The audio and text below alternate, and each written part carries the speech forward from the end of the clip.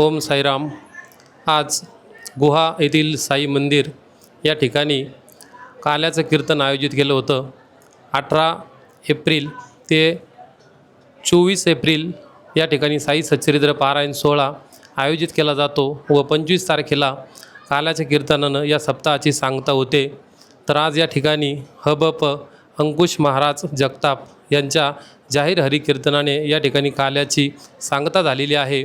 परिसरातील सर्व साई भक्त या काल्याच्या कीर्तनासाठी उपस्थित राहिलेत।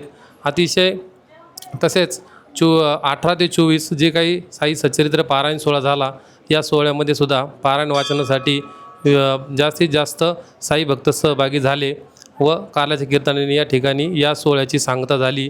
दरवर्षीप्रमाणेच आपण हा उत्सव साजरा करत असतो। तर साई मंदिर गुहा वाबळे वस्ती या 5व्या वर्धापन दिनाच्या निमित्ताने हा सोहळा आयोजित केला होता।